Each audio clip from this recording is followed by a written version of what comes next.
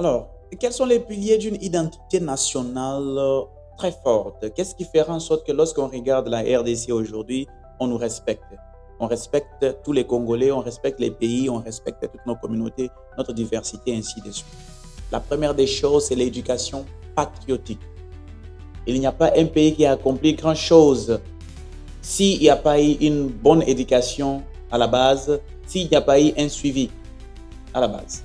Il faut une éducation nationale très, très, très patriotique à la base. Il faut que les Congolais puissent apprendre réellement tout ce qu'ils doivent apprendre pour renforcer notre identité nationale, à savoir la fierté. Nous devons enseigner à nos enfants la fierté d'être Congolais. Enseignons à nos enfants l'histoire vraie de notre pays. Enseignons à nos enfants la culture de notre pays. Combien d'enfants ou combien de personnes visitent le musée national pour apprendre quelque chose sur les groupes ethniques, d'où ils viennent et comment leurs ancêtres vivaient, ainsi de suite. Chercher à savoir quelque chose sur la culture. Nous avons beaucoup importé. Nous sommes appropriés certaines choses qui ne sont pas de la RDC aujourd'hui.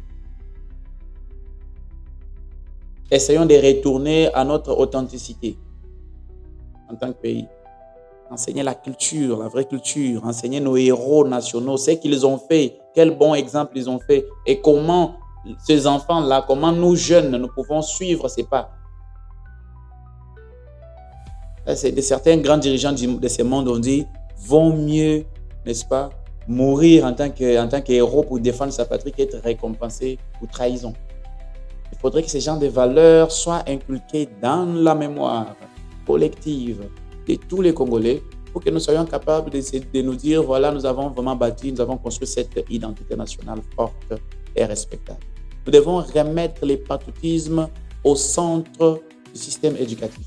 Nous avons un système éducatif laissé par les bourreaux, un système éducatif laissé par ceux qui nous ont trahis, un système laissé par les colonisateurs, ceux qui sont venus avec la mission de tout prendre chez nous.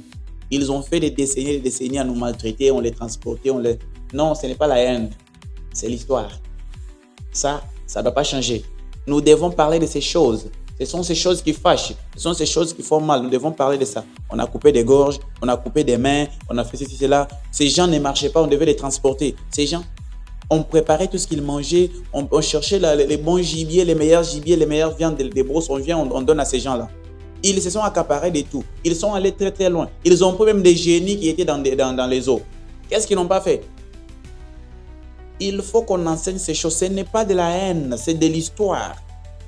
Un peuple qui ne sait pas d'où il vient, c'est compliqué. Nous devons enseigner tout ce que nous devons enseigner à nos enfants. Ils doivent être au courant de ce qui s'est réellement passé dans notre pays.